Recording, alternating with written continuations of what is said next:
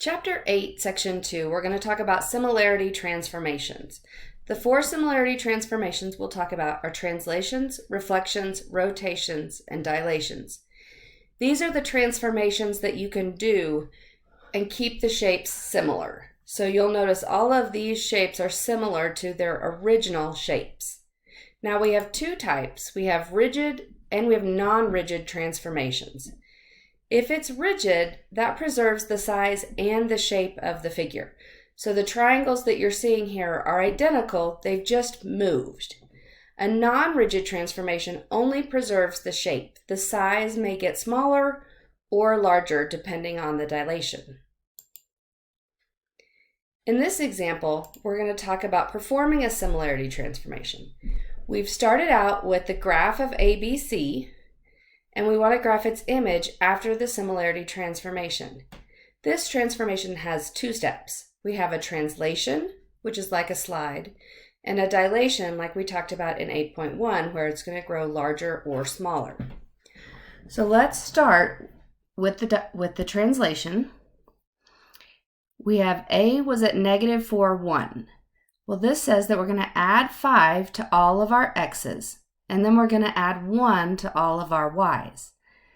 So if we start with A, if we take that -4 and add 5, we get +1. We're going to take our 1 and just add 1. So A prime is going to be at the point 1, 2. Then to get B prime, we're going to add 5 to the -2, which gives us 3, and add 1 to the y, which gives us also 3. So the point 3, 3 is going to be our B prime. For C, again, we're going to add 5 to the x, so that's going to give us 3. Add 1 to the y, which will give us 2. So the point 3, 2 is where C prime will go. This is just the first step of our transformation. We now need to do the dilation, where we double the x and double the y. We're going to do that for the transformed one. So we're going to take A prime, B prime, and C prime, and we're going to double the x's and double the y's. Double the x, double the y, double the x, double the y. Now we're going to plot these points. 2, 4. Oops, right inside that B is A double prime, since we've done 2 things to it. 6, 6 is B double prime, and 6, 4 is C double prime. And that's our new image. A double prime, B double prime, C double prime. In this next example, we're going to talk about a rotation.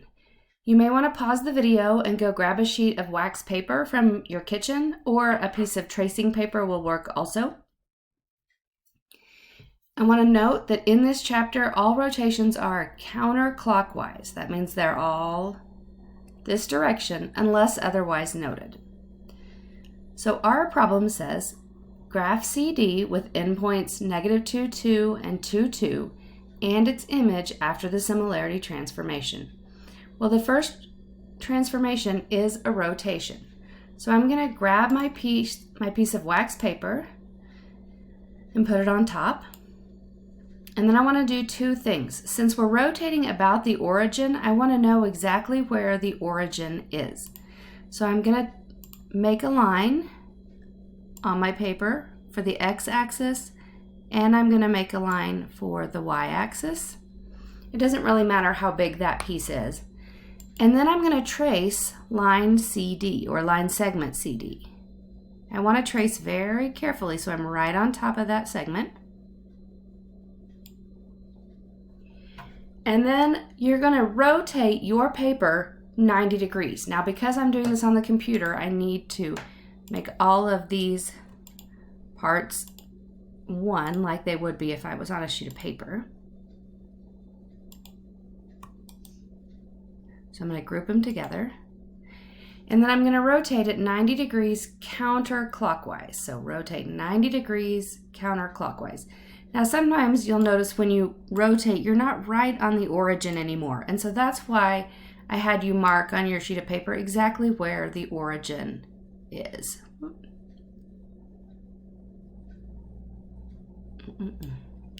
And then so right here is where our line CD is going to go. So over here, I'm going to mark on the right where my points are so I can tell. Remember, this down here was C, so C prime is at -2, -2, and D prime is at -2, +2. Now the next thing we want to do is the dilation, which is to cut the x and y both in half, to multiply both of them by a half. So C double prime is going to be half of -2, which is -1, and half of -2. And then to get D double prime, I'm going to take half of that x and y. And that's going to give me where my new line segment's going to go. So I'm going to take my little thing of wax paper and move it over here. And then I'm going to plot my new points. So I'm going to plot -1, -1, which is right here, and -1, +1 right here. And that's my new line segment right there. Okay. In this example, they said graph FGH with vertices, and it listed them, so I've gone ahead and done that for us, and its image after this similarity transformation. Now the first one is a reflection in the x-axis. That means we're going to go over the x-axis. So if I start with H, it's on the x-axis, so it's not going to move. Now F is 2 away from the x-axis, so I'm going to move it to the opposite direction. So here's F prime. G is up 4, so it's going to go down 4. I don't really want that on there. Down 4. And there's my new shape. So if it was up 4, we went down 4. If it was up 2, we went down 2. And if it was sitting on the x-axis, then it stayed on the x-axis. Now this one also gets a dilation. It looks like we're multiplying the x and the y both by 1.5. So I'm going to make a list of where my new points are. F is at 1, -2. G is at 4, -4. And H is at 2, 0. Now I'm going to multiply each of those by 1.5. So for F double prime, I'm going to do 1 times 1.5, which is 1.5, and -2 times 1.5, which is -3.5. Now for G double prime, we're going to do 4 times 1.5, which is 6, and -4 times 1.5, which is -6.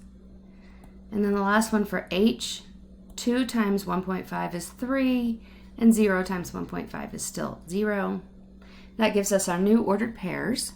Now it's a little hard to see on here, so I'm going to erase this so you can see well what I'm doing. F is at +1.5, -3.5. So it's going to be right in the middle of that square. G is 6, -6.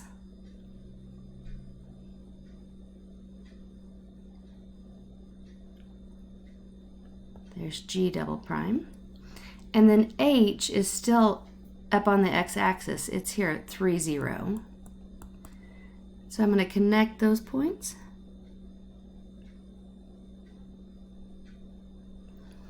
And so you'll see our figure has not only reflected over the x-axis, it's also increased in size 1.5 times. Now sometimes we're given a similarity transformation. They're going to ask us to tell what that transformation was. So this says the transformation maps trapezoid PQRS to WXYZ. this means that PQRS, this is our pre-image, and then WXYZ is our new image. Well, looking at it, we can see two things. We can see that it decreased in size, so we know there's been a dilation, and it also has flipped over, so there's been a reflection. So the first thing I'm going to note is there's a reflection, and I want to know how it happened. Well, the reflection looks like it was over the y-axis, so we're going to say a reflection in the y-axis. That means kind of in the direction of the y-axis. That's the first thing I noticed. And then it's also, well, they want you to show what that transformation looks like. So if it starts out x, y, and it reflects over the y-axis, the y value is going to stay the same. This point S, when it reflects over, is now going to be right here. So we can see that the y would be the same, but the x value has gone from -6 to +6. So the way reflection in the y-axis looks is the x is the opposite, and the y stays the same. So that's the reflection in the y-axis. The next thing we noticed was that it was a dilation. So in a dilation, you start out with your ordered pair x, y, and then we know we multiply x and y both by something.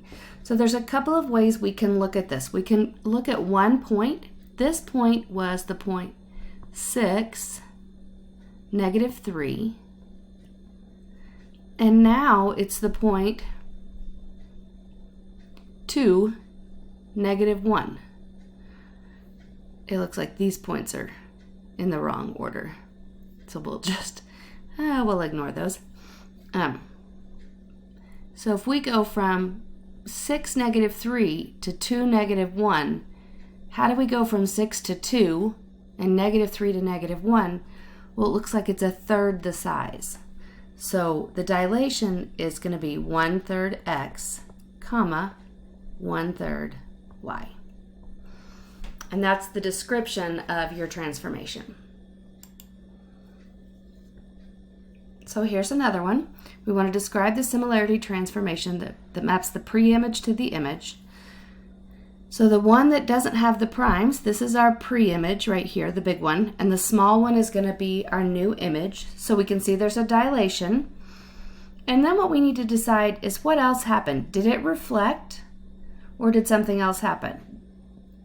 Well, S was up here on top, and let's see, it was over 4, and now it's over here.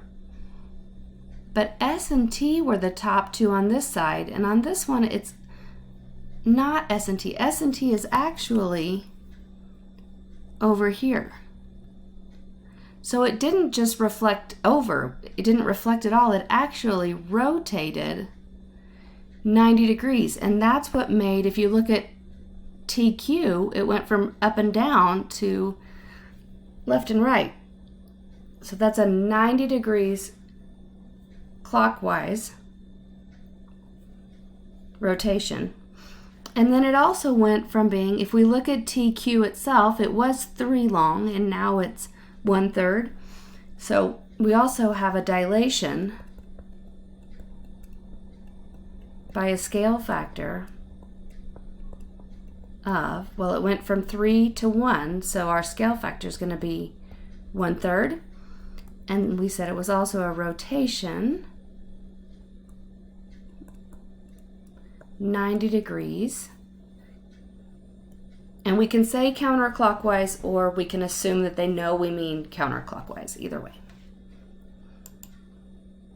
Now we can also use similarity transformations to prove that shapes are similar to each other.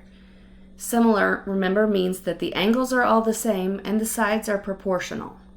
So if we look at this first example, here we have ABC over here and DEF over here, and we want to determine, first of all, are they similar?